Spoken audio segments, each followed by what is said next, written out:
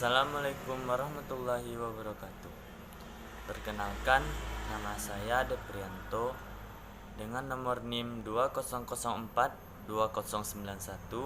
berasal dari Prodi Ilmu Administrasi Negara, tugas mata kuliah Teori Sosial dengan dosen Bapak Hidayatul Fajri. Baiklah, pada video kali ini saya akan menjelaskan sedikit pemahaman saya dari materi pada pertemuan ke-13 ini, yaitu tentang modernisasi.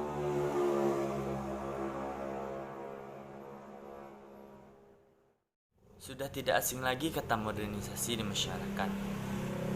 Modernisasi diartikan sebagai perubahan-perubahan dari keadaan masyarakat tradisional atau pramodern menuju masyarakat yang modern atau yang lebih maju, yang dapat memanfaatkan teknologi canggih dan lainnya.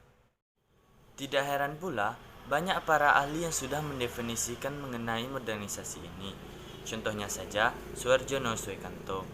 Ia mendefinisikan modernisasi adalah suatu bentuk dari perubahan sosial yang terarah yang didasarkan pada suatu perencanaan yang biasanya dinamakan dengan social planning. Berbicara mengenai pengaruh modernisasi, banyak sekali spekulasi masyarakat dalam menanggapinya. Ada yang pro terhadap modernisasi dan kontra terhadap modernisasi. Bagi masyarakat yang mau menerima pengaruh modernisasi, ia menganggap bahwasanya suatu perubahan dari masyarakat itu memang benar-benar harus terjadi.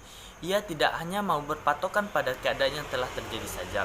Ia ingin mengetahui lebih lanjut mengenai peradaban di luar, baik itu pengetahuan, teknologi, dan semacamnya. Bagi masyarakat yang tidak mau menerima pengaruh modernisasi ini, ia menganggap bahwasanya jika proses modernisasi ini masuk ke dalam masyarakat, itu akan menyebabkan banyak penyimpangan. Karena pada dasarnya saja, modernisasi ini berasal dari bangsa-bangsa Eropa sana atau bangsa-bangsa Barat. Jadi ia merasa bahwasanya jika diterapkan di Indonesia itu akan menyebabkan penyimpangan atau berlainan, karena di negara Indonesia sendiri banyak menganut tradisi atau kebiasaan bangsa.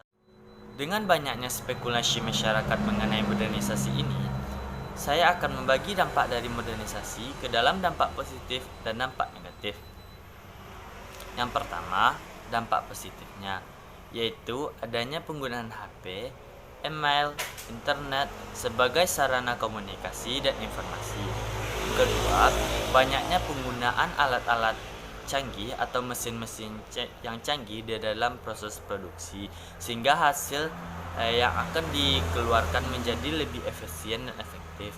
Ketiga, banyaknya transportasi yang canggih-canggih atau penemuan-penemuan baru yang memukau. Empat, banyaknya akses tempat kita mencari ilmu atau belajar. Yang kedua, dampak dari negatifnya.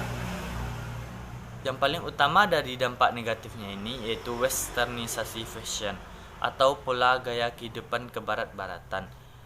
Seperti seorang cewek tidak lagi mau memakai hijab atau memakai celana yang ketat. Yang kedua, banyaknya terjadi pergaulan bebas di masyarakat.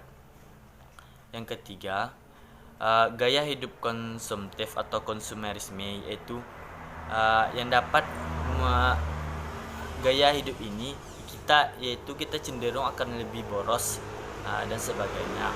Keempat, kita akan dianggap tidak mencintai produk lokal karena kita akan banyak membeli produk-produk di era 4.0 saat ini atau era modernisasi dan globalisasi.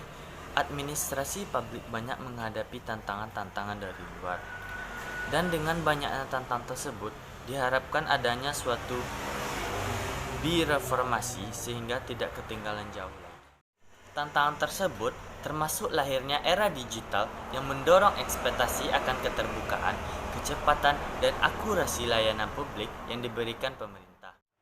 Cara ampuh yang dapat kita lakukan yaitu dengan menyeimbangi antara demokrasi dengan meritokrasi atau mencari titik tengah antara administrasi publik barat dengan non-barat. Tujuannya yaitu untuk mencapai administrasi yang berorientasi kepada hasil, serta membangun administrasi yang bersifat transnasional. Terima kasih, itu saja yang dapat saya sampaikan. Assalamualaikum warahmatullahi wabarakatuh.